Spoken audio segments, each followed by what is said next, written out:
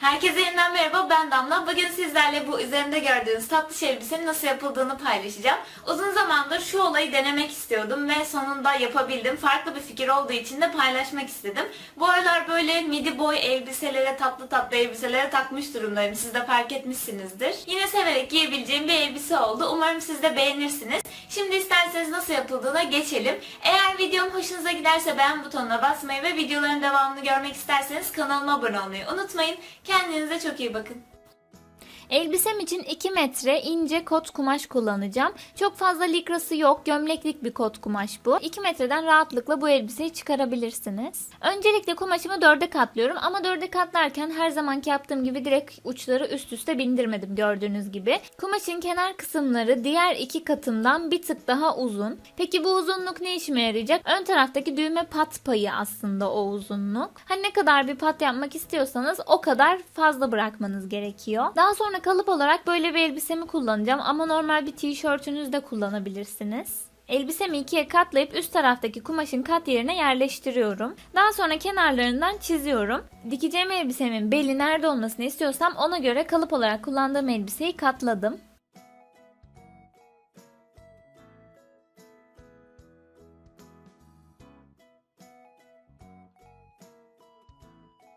Daha sonra çizdiğim yerlerden dikiş payı bırakarak kesiyorum.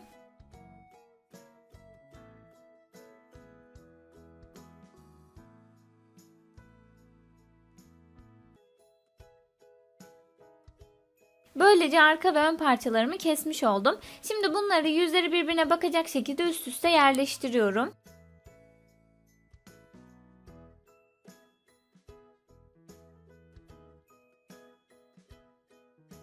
Ve gösterdiğim gibi yan taraflardan dikiyorum. Aynı zamanda bu kenarlarda fazlalık bıraktığım pat kısımlarını da içeriye doğru ütüledim ben. Şimdi dikmeyeceğim ama ütüledim.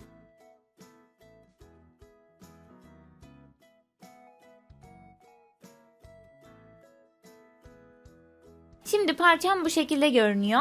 Buna pens atmamız gerekiyor ama pens atmayı zaten sürekli gösterdiğim için kendi üzerimde veya mankenin üzerinde hiç fark etmez. Onun için göstermeyeceğim. Ama sağ üst köşedeki çıkan videonun 3. dakika 40. saniyesinden itibaren izlerseniz bunu nasıl yaptığımı görebilirsiniz. Orada parça parça yapmıştım. Bu sefer tüm yaptım. Hiçbir farkı yok. Ve penslerimi attıktan sonra bu şekilde görünüyor. Şimdi sıra göğüs detaylarına geldi. Burada komik bir şey yapacağız birazcık. Evde göğsümüze en uygun olan yuvarlak cisimi buluyoruz. Bu bir kase olabilir, bir tabak olabilir, hiç fark etmez. Ben gördüğünüz gibi masa üstünde kullandığım bir çöpü uygun gördüm. Daha sonra bunun bu ağız kısmındaki yuvarlağını 2 kat kumaşımda çiziyorum. Ve 2 kez çizmem gerekiyor.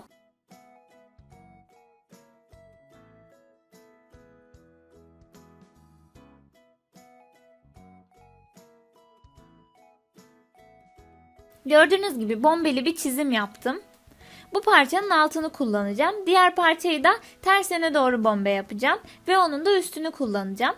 Aslında bu şekli değiştirebilirsiniz. Sadece benim bu hoşuma gittiği için böyle yaptım. Direkt ortada da birleştirebilirsiniz. Veya dikine de birleştirebilirsiniz. Bu tamamen size kalmış. Çizdiğimiz şekillerin her tarafına pay bırakarak kesmemiz burada çok önemli. Mutlaka payları unutmayın. Yuvarlakların alt kısımlarını özellikle biraz daha geniş kesiyorum. Çünkü oraya hafif bir büzgü yapmak istiyorum.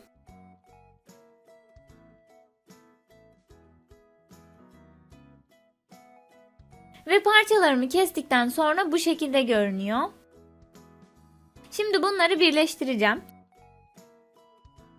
Her 4 parçanın da orta kısımlarını iğne ile işaretliyorum.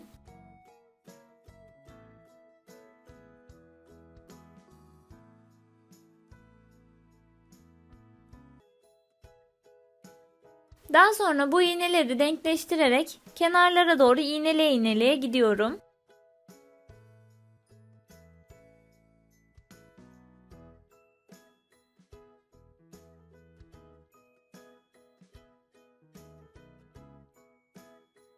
Buralardan dikiyorum. Diktikten sonra bu şekilde görünüyor. Gördüğünüz gibi hafif bir bomba elde ettik. Eğer ortada iki tarafı da böyle göbekli şekilde keserseniz daha büyük bir kap elde edebilirsiniz.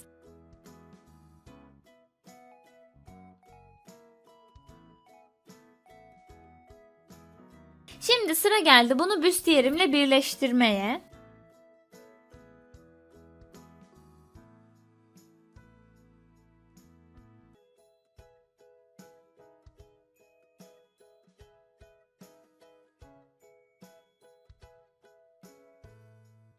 İlk başta biliyorsunuz ki çöpün ağzından daha geniş kesmiştim çünkü pay bırakmıştım. Şimdi tam çöpün ağzına göre kesiyorum ki birbirlerini tamamlasınlar. Bu yuvarlakları yerleştirmek istediğim yerden çiziyorum ve daha sonra kenarlarından kesiyorum.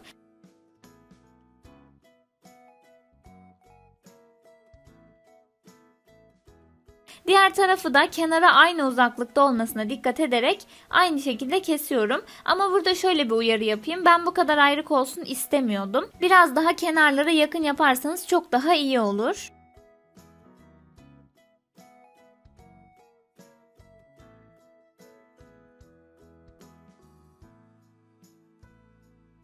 Şimdi sıra geldi bunların altını büzdürmeye. Alt kısımlarını düz dikişle en geniş dikiş adım uzunluğunda dikiyorum. Diktikten sonra alt ipi çekerek bu şekilde istediğim büzgüyü oluşturuyorum. Tam yuvarlak hale geldiğinde düğümlüyorum uçlarını.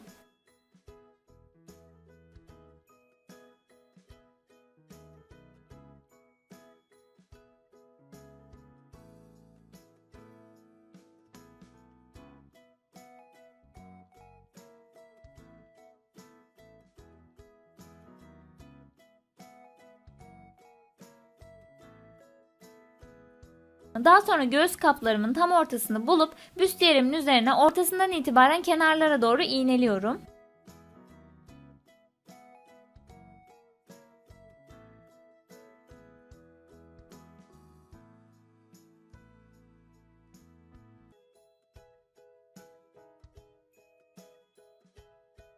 Buralardan dikeceğim. Diğer tarafa da aynısını yapıyorum.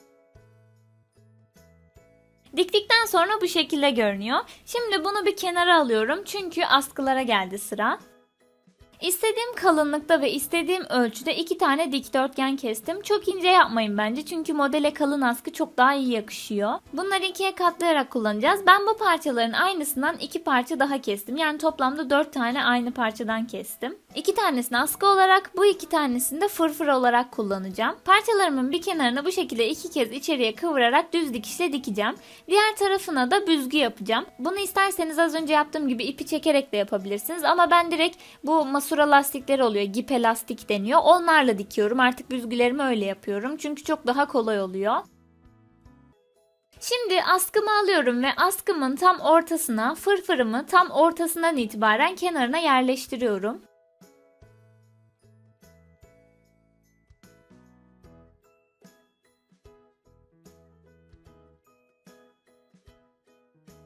Ve buraya iğneliyorum. Uç kısımlara geldiğinde gördüğünüz gibi ucunu da içeriye katıyorum. Çünkü böyle dışarıdan direkt uçları sallansın istemedim. Daha derli toplu dursun istedim.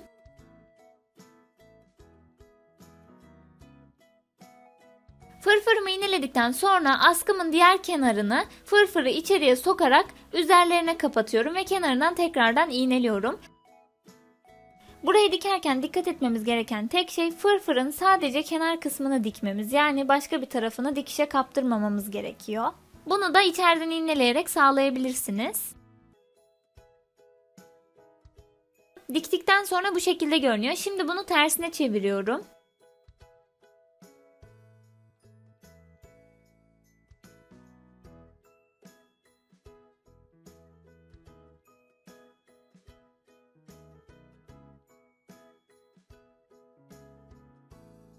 Ve tersine çevirdikten sonra gördüğünüz gibi hem fırfır çok temiz bir şekilde birleşmiş oldu hem de askımın kenarlarını kapatmış oldum. Diğer askımı da aynı şekilde hazırladım ve bu şekilde görünüyorlar. Şimdi sıra geldi bunu büstiyerimle birleştirmeye. Bu askıları hazırlarken sürekli üzerimde prova yaparak hazırladım. Boyutları yani şu anda tam bana göre.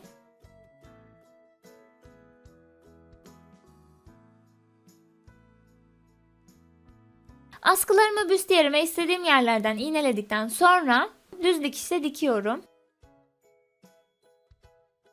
Burayı direkt iğneleyebilirsiniz çünkü biye geçeceğim ve oradan da tekrardan dikmiş olacağım.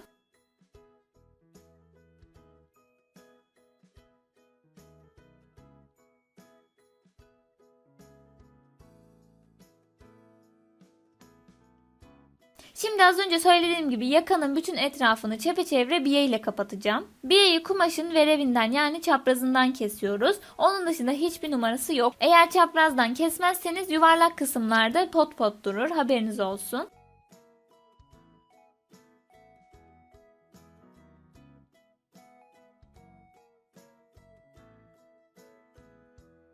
Biyemi bütün kenara diktikten sonra bu şekilde görünüyor.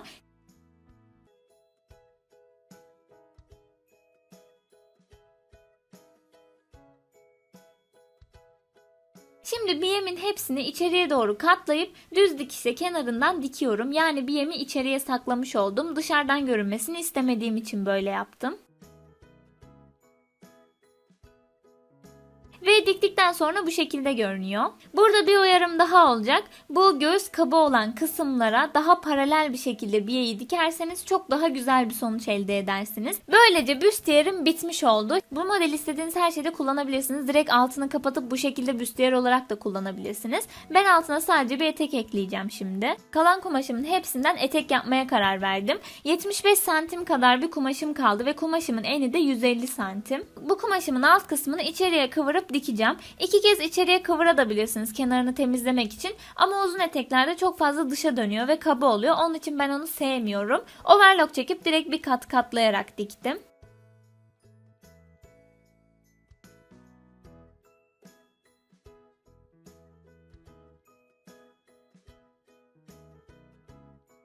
Şimdi bel kısmını ve büzgülerini yapacağız. Büstiyerimde bıraktığım ön tarafın payı kadar eteğimde de bırakmam gerekiyor. Oraları iğne ile işaretliyorum. Daha sonra iğnelerimin olduğu yerden başlayarak bütün bel çevresine bir lastik geçiyorum. Az önce söylediğim gibi normal büzgü de yapabilirsiniz ipi çekerek. Ama benim lastiğim zamanımdan daha az kıymetli olduğu için ben lastik geçtim. Daha sonra zaten overlockla hepsini birden kesip atıyorum. Lastik kalmıyor. Ve eteğimin beli bu şekilde görünüyor. Şimdi sıra geldi bunu büstiyerimle birleştirmeye. İkisinin uçları da zaten kumaş kenarı olduğu için onları birbirlerine hizalıyorum.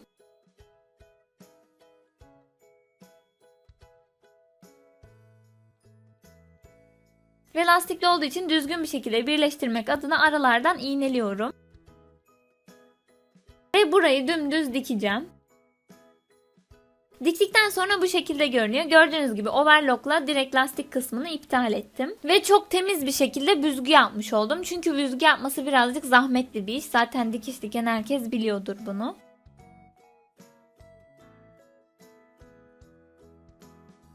Şimdi sıra geldi elbisemin önünü temizlemeye. Yani patlarımın kenarlarını dikeceğim. Zaten bıraktığım pay belli olduğu için önce ucunu minicik içeriye kıvırıyorum. Daha sonra bıraktığım paya kadar tekrardan katlıyorum. Ve burayı dümdüz dikiyorum.